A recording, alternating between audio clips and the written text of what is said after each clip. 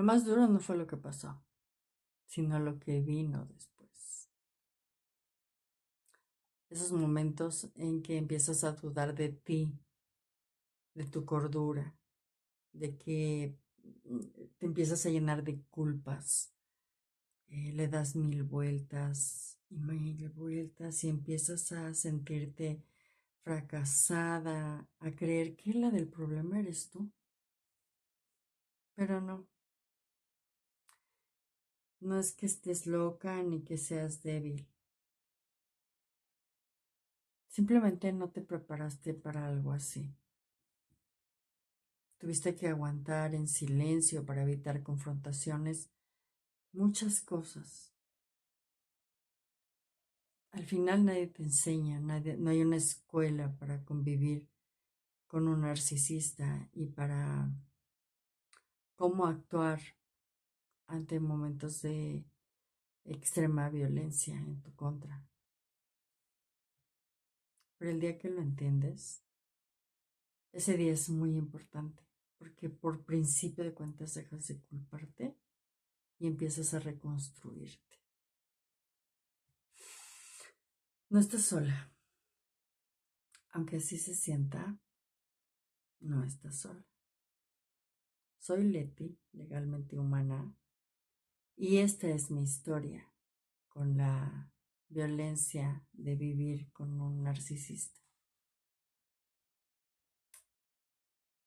Con el paso de los años he pensado que cuando te dispones a hacer una familia, a formar un hogar, planeas tantas cosas, que si los muebles, que si las cortinas, que si las sábanas, que si cuántos hijos, que si cómo va a ser la educación, sobre qué valores. Y toda esa lista son cosas positivas. Generalmente tienen esperanza, buenas intenciones, pero no hay ningún manual para sobrevivir a un abuso narcisista. De repente empieza a haber pequeñas banderas de alerta, focos rojos les llamo yo, y no les das la suficiente atención, piensas que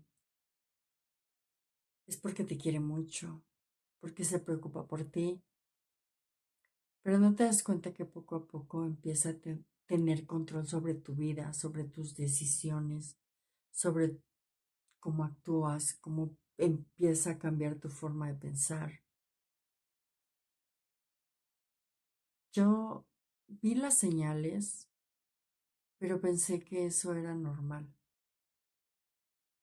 Cuando él me decía que no me había maquillado de la mejor manera, era porque no, yo no lo tomaba mal, yo lo tomaba como que él tenía un maravilloso gusto y sabía lo que me quedaba bien y lo que me quedaba mal. Cuando él empezó a modificar mi forma de vestir, yo pensé que se preocupaba porque yo me viera bonita, elegante. Cuando perdí de vista que empecé a parecer una señora de 50. Es más, hoy por hoy, a mis 58 años, no me he visto como me vestía a los 20 viviendo con él. Esos focos rojos te empiezan a despersonalizar, empiezas a dejar de ser tú para convertirte en algo diferente, algo que no se siente cómodo. Te empiezan a aislar de tu familia, de la gente que te ama incondicionalmente. Esa gente que te puede decir que te estás equivocando o que estás permitiendo cosas que no son normales o adecuadas o sanas. Y finalmente, un buen día despiertas y en mi caso me percaté que había dejado de ser yo. Fue muy revelador verlo acostado a mi lado y darme cuenta que se había convertido en un extraño. Y lo más importante, esa idea que se me vino en ese momento a la mente de, yo no pienso vivir con esto el resto de mi vida. Con esto me refiero a todo lo que estaba pasando alrededor. Y también, evidentemente, con esta persona. Me estaba matando. Me estaba matando emocionalmente. Y no me gusta caer en los hubiera, pero tal vez si hubiera seguido más tiempo ahí, también mi vida hubiera corrido peligro. Y no es una idea al aire, ni es un levantar la voz, ni victimizarme. No, no, no. Porque sí hubo un momento en que me lo dijo. Y pues es algo que uno tiene que tomar muy en cuenta cuando alguien te dice lo que planeas hacer con tu vida, pues es muy importante. Pero antes de que llegáramos a eso, un día recuerdo que estaba él discutiendo con su mamá. Y su mamá también era una persona muy, digamos que tenía su estilo. Y en un momento determinado, ella le intenta dar una bofetada y él le sostiene la mano.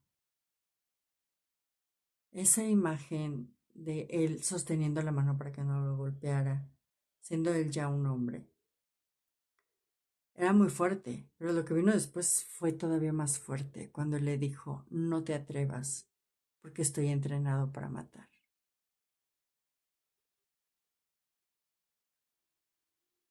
Ahora a la distancia me doy cuenta que sí era una persona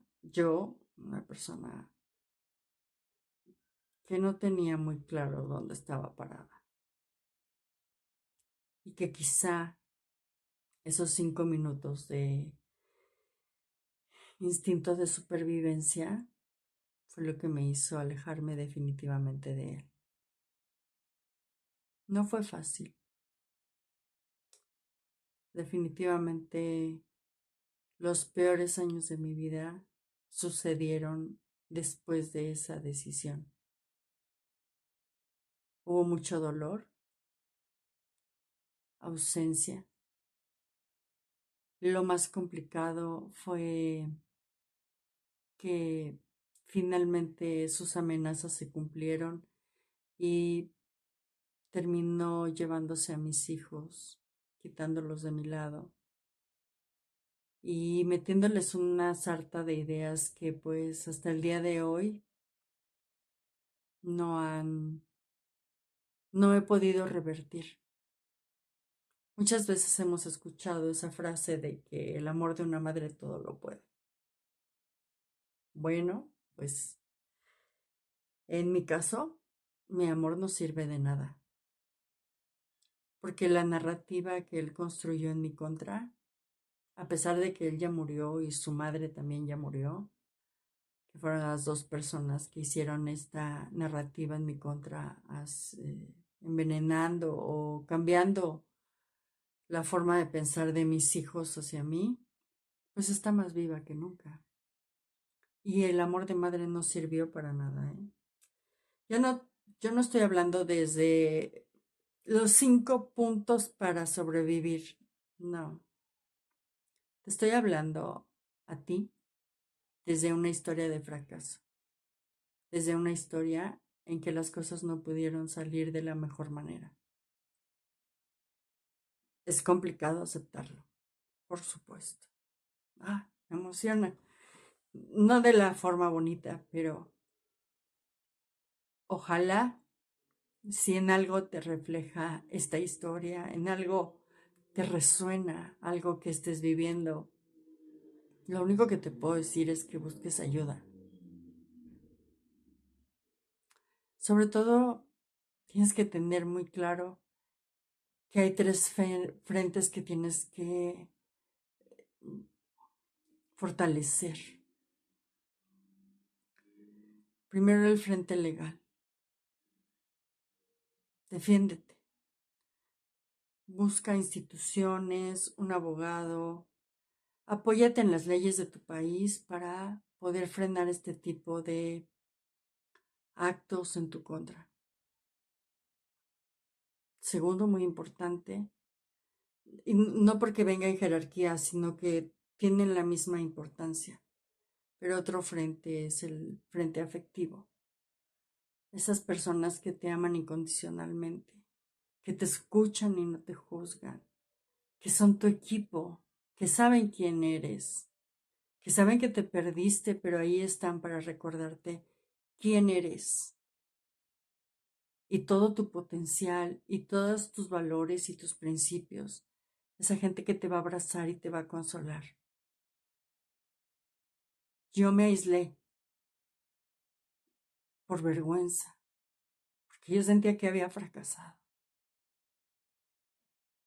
No lo hagas. Hay gente que sí te quiere. El último que yo identifico es el frente de tu estructura.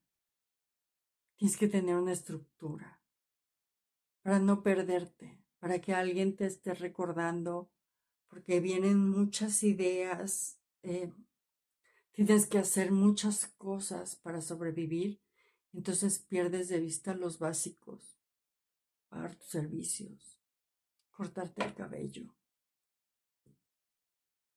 darle mantenimiento al coche, no sé, hacer la despensa. Ese frente también lo tienes que fortalecer porque te va a dar estructura, orden. Te repito, no te estoy hablando desde el triunfo, te hablo desde el fracaso, desde una historia que no tuvo el final feliz. Ojalá, ojalá tú puedas hacer las cosas mejor. Soy Leti, legalmente humana, y esta es mi historia. Una triste historia.